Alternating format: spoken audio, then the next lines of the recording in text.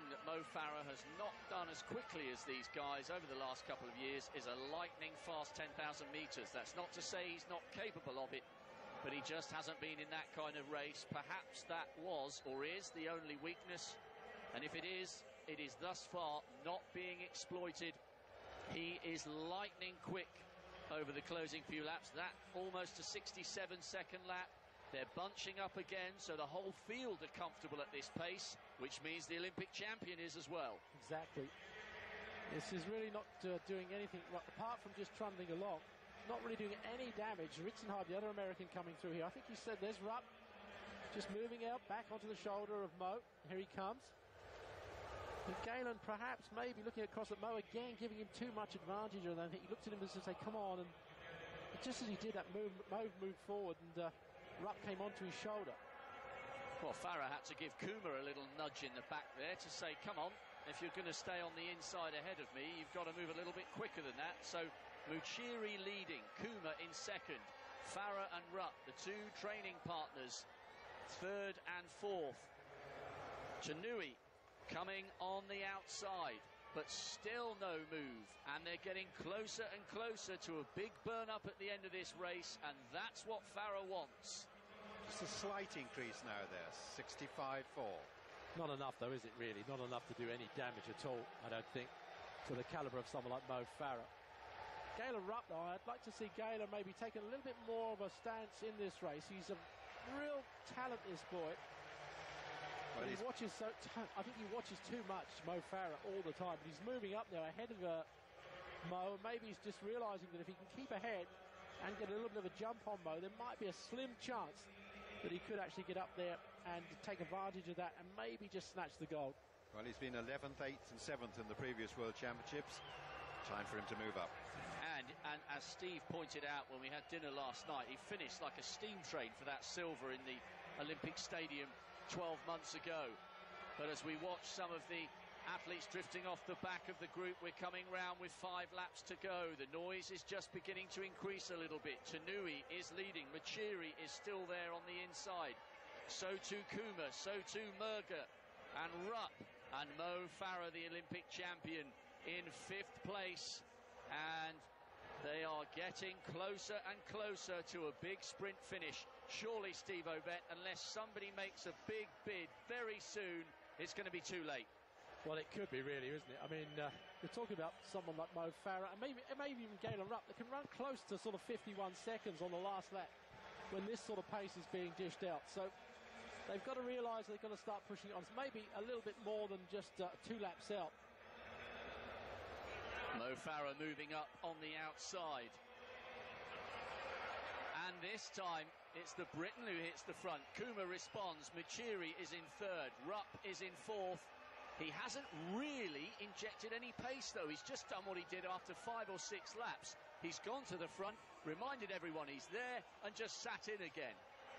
Well, if he holds everybody at bay here, that's the way he does it, just keeping them on his shoulder, not allowing anybody to suddenly sprint past, then he's doing the right thing.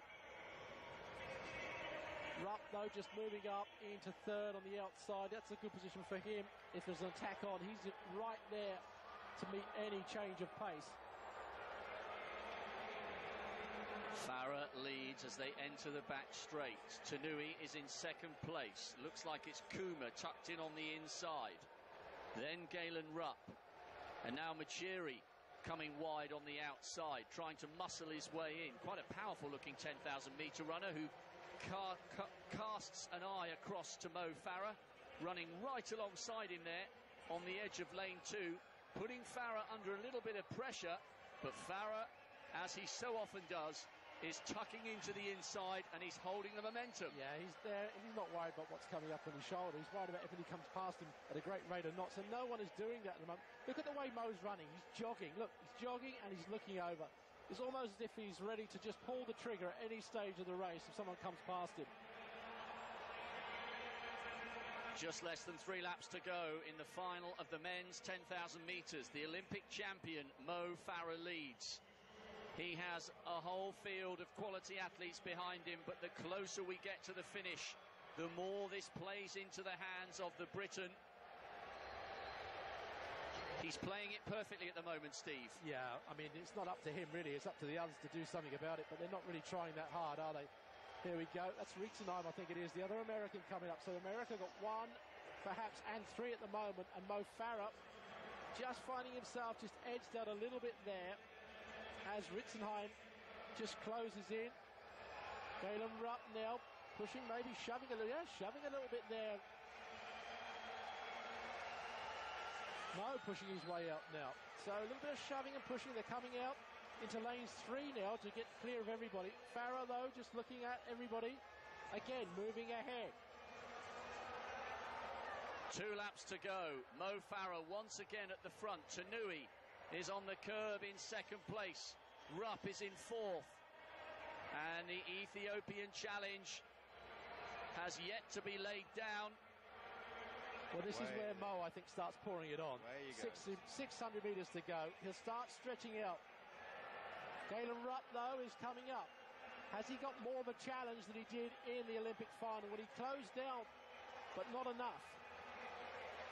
He's still looking over his shoulder. He's still really in about 3rd gear, Mo Farah. There's still 2 or 3 more there to change up to if he has to, I'm sure. Coming round, you can hear the crowd beginning to respond. They'll start to lap a few athletes, including the Russian. Farah is leading. Galen Rupp is right there. So too Tanui. And the Ethiopians are lining up for a big challenge. Now they hear the bell. And what can they do to stop the Olympic champion sealing a historic victory here? So far, they've played into his hands. There's still no sign of a bid to overtake him. Farah down the back straight. Rupp is out of it at the moment. Maybe trying to pour on the pressure in the closing stages. Tanui, Jaylan, the defending champion, trying to come wide on the outside, just as he did 2 years ago. But Farah's holding the inside. Jaylan's trying to strike. Tanui's in 3rd place, and the gaps are opening up. Farah looks a touch anxious. Jaylan's done nothing in the last 2 years. Can he produce another lightning finish? Farah strikes for gold. He's holding on. Jaylan's trying to close as he did 2 years ago, but Farah's done it. The Olympic champion is the world champion.